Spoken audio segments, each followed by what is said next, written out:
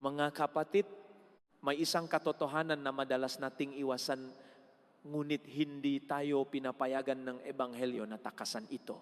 Si Jesus ay hindi lamang nagturo sa atin na ibigin ang Diyos o ibigin ang kapwa. Lumalim pa siya, umabot sa pinakaloob ng ating puso, ibigin mo ang iyong kapwa, kaya na iyong sarili. Madaling pakinggan, ngunit napakahirap isabuhay. Dahil kung tayo'y magiging tapat sa ating sarili, makikita natin maraming naksisimba, tuwang lengko, nakdarasal araw-araw.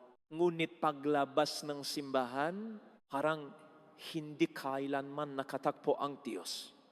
Maaring nakataas ang kanilang mga kamay sa panalangin, ngunit hindi may taas ang kamay upang tulungan ang naghihirap sa tabi nila. Maaring marami silang sinasabi tungkol sa Diyos, ngunit wala silang pasensya para makinis sa sarili nilang pamilya. Mga kapatid, hindi pinakihiwalay ni Jesus ang dalawang ito. Ang pag-ibig sa Diyos at pag-ibig sa kapwa ay iisa. Kung sinasabi mong, mahal ko ang Diyos, ngunit puno pa rin ngang galit, inggit, at pagkamakasarili ang puso mo, hindi patunay ang pag-ibig na iyon. Kung sinasabi mong, naniniwala ako sa Diyos, ngunit malami ka sa iyong magulang, walang pakialam sa mahihirap, at irritable sa mahihina, hindi pa buhay ang pananampalatayang iyon.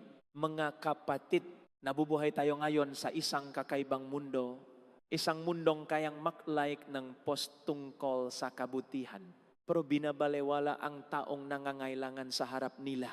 Isang mundong kayang maksalitang pagmamahal sa social media, pero hindi makapagsabi ng mabuting salita sa sariling pamilya. Isang mundong madaling mang-insulto dahil lang sa makaibang opinyon. Hindi ito kakulangan sa kaalaman, kundi kakulangan sa pag-ibig. At malinaw ang paalala ni Jesus. Hindi mo maring ibigin ang Diyos kung hindi mo inibig ang kapwa. Walang shortcut, walang exemption. Sabi ni San Juan, ang nagsasabing iniibig niya ang Diyos, ngunit kinamumuhian ang kapatid ay sinungaling. Mabigat pakinggan, pero ito ang katotohanan. Paano mo malalaman kung mahal mo ang Diyos? Huwag mong tingnan kung gaano kakadalas magsimba. Tingnan mo kung paano mo tratuhin ang iba. Marunong ka bang magpatawad? Marunong ka bang makinig? Marunong ka bang magsakripisyo? Mabait ka ba sa sarili mong pamilya?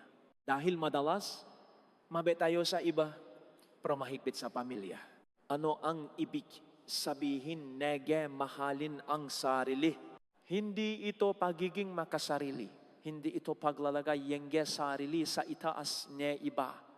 Kundi, kilalanin kung sino ka sa matang Diyos.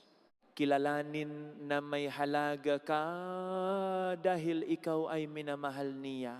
Ang taong hindi marunong magmahal ng sarili ng tama, hindi makakapagmahal ng kapwa ng buo. Kung puno kang sugat, makakasakit ka rin. Kung hindi mo mapatawad ang sarili mo, mahihirapan kang magpatawad sa iba. Mga kapatid, inaanyayahan tayo ni Jesus sa isang mas malalim na paglalakbay. Tingnan ang sarili sa matang Diyos. Pahintulutang gumaling ang sugat sa loob. Tanggapin na ikaw ay minamahal. Dahil sa huli, hindi mo maibibigay ang wala sa iyo. Kung wala kang kapayapaan, hindi mo ito maibibigay. Tingnan natin si Jesus. Siya ay nakbigay, ngunit marunong ding huminto, nakpakaling, pero hindi lahat nangaral, pero minsan lumayo. Naglingkod, pero hindi pinayagan ang iba na kontrolin siya. Sabi niya, magpahinga kayo sandali. Mga kapatid, ang pusong pagod, hindi makakapagmahal ng buo. Ang kaluluwang ubos, hindi makakapagbigay ng buhay. Isa pang aral, ang pag-ibig ay hindi lang pagbibigay, kundi pagtanggap din.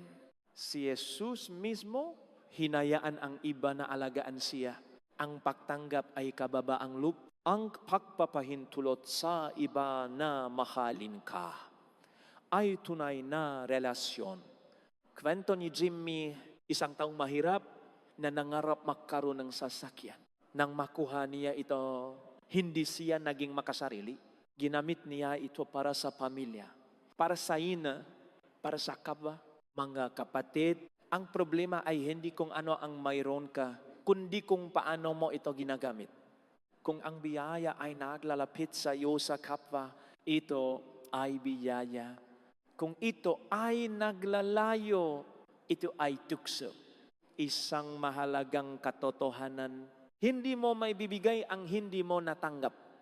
Kung ikaw ay pagod, magmamahal ka ng pilit. Kung ikaw ay sugatan, magmamahal ka ng may sakit. Ngunit kung ikaw ay puno ng pag-ibig ng Diyos, magmamahal ka ng malaya. Isipin ninyo, ang isang espongha, kung punong tubig, madali itong magbigay. Pero kung piniga ng piniga, at hindi pinuno muli, matutuyo, titigas, mawawalan ng may bibigay. Mga kapatid, ganyan ang maraming tao ngayon. Nagbibigay, pero hindi napupuno. Kaya, napapagod, nainis, nagiging mapait. Hindi dahil masama sila, kundi dahil sila ay ubos na. Kaya sinasabing Diyos, gusto ko ang nagbibigay ng may kagalakan, pero paano ka magbibigay ng masaya?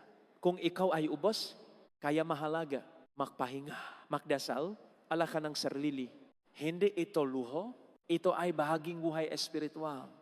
Sa huli, may tamang kaayusan ang pag-ibig. Diyos muna.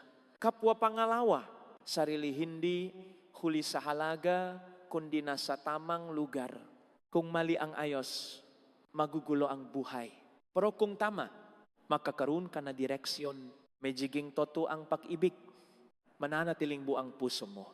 Mga kapatid, alalahanin ninyo, hindi mo maring mahalin ang Diyos kung hindi mo mahal ang kapwa. At kung paano mo mahalin ang kapwa, iyon ang sukatan ng pag-ibig mo sa Diyos. Nawa ituruan tayo ang Panginoon, hindi lang magsalita tungkol sa pag-ibig, kundi isabuhay ito araw-araw. Sa maliliit na bagay, sa tahimik na sakripisyo, sa tunay na puso. Amen.